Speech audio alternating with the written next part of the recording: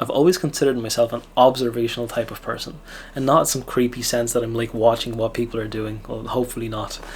But the thing is, I like to talk to, especially about things that I'm interested in, like most people.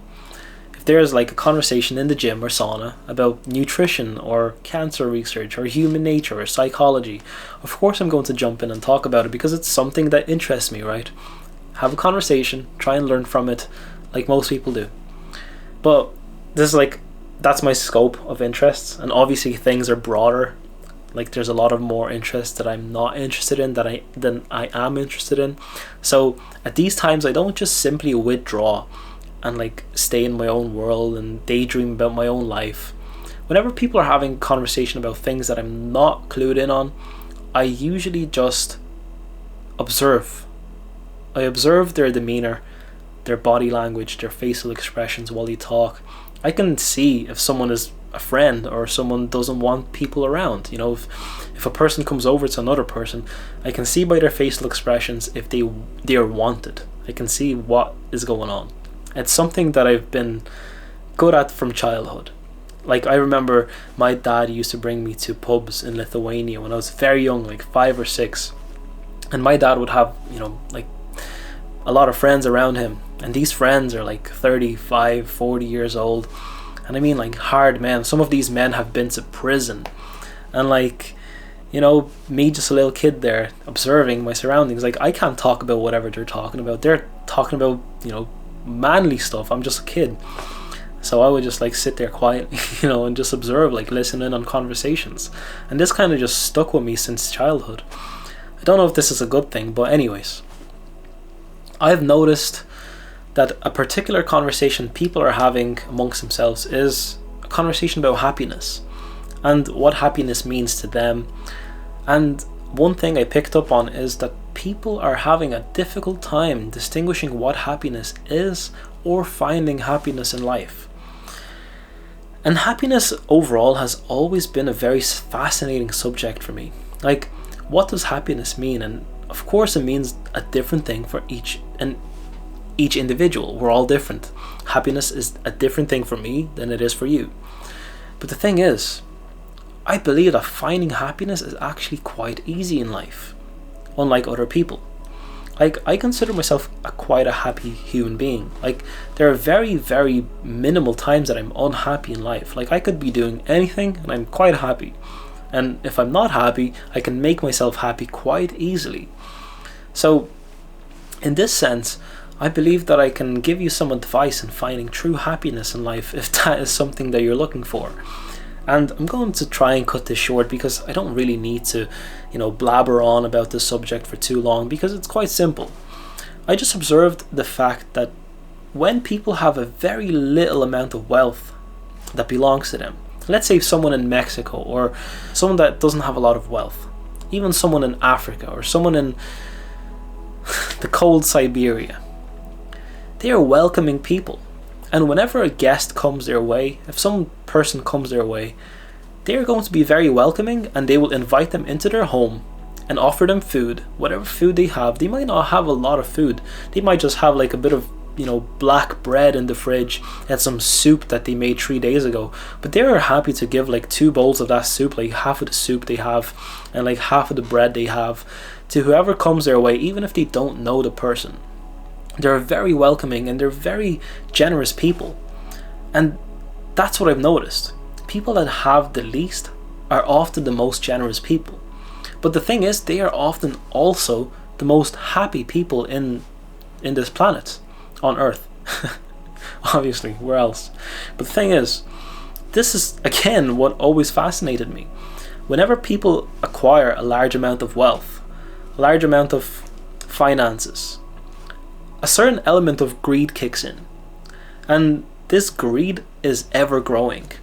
Whenever like people are asked this question of how much would you need in finances to be truly happy in life, like let's say you are earning $1,000 a month right now. If you were asked that question, you would most likely answer, well, like maybe 3,000-4,000. And the thing is, people have been asked that question. How much do you need to be truly happy in life? In finance terms. And people that were earning like 2,000 said 6,000. People that were earning 20,000 said 60,000. People that were earning like 100,000 a month said 300,000 a month for them to be truly happy in life. So this made my brain tickle and said, oh, well, people are growing in greed. Like, whenever people are acquiring finances, their greed just grows with the finances.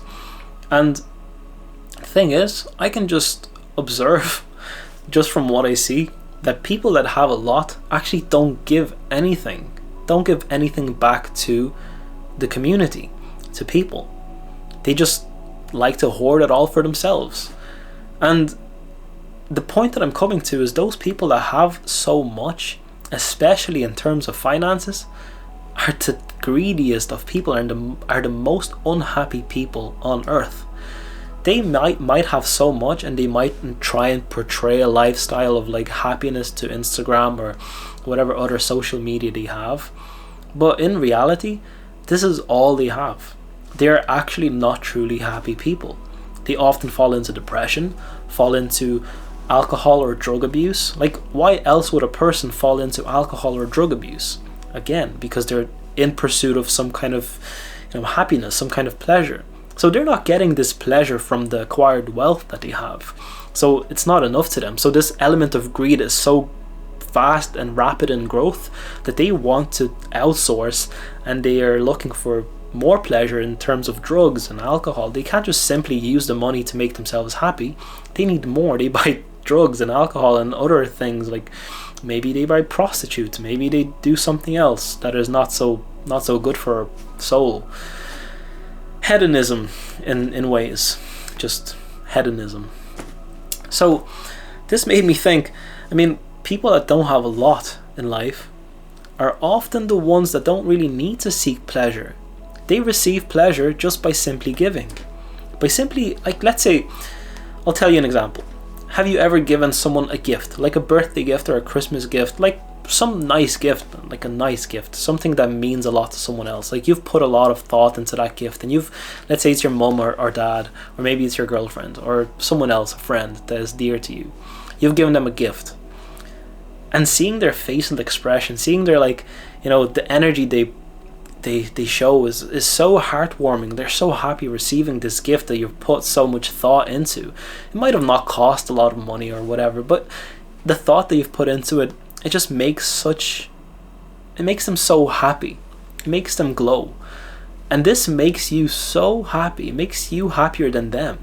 You're glowing 10 times as hard as they are, just because you've done this act of kindness. And you know yourself that after you receive a gift, you kind of feel guilty by receiving a gift. You feel like almost ashamed or like bad when you receive a gift. You don't like say, oh, like, thank you so much. There's a part of you that is like, oh, I'm not worth this gift. But whenever you give something, it's like it makes you 10 times happier than actually receiving something. And this is across all aspects of life. This is not only for gift giving. This can be in giving anything, giving help or listening to someone, just being a friend, being an open ear to someone and giving someone advice, or maybe just listening to someone else's problems. Being there for someone gives you so much gratitude in life, more than taking ever would. So, this is going to be cut short, but my advice in finding true happiness in life is literally, truly in giving.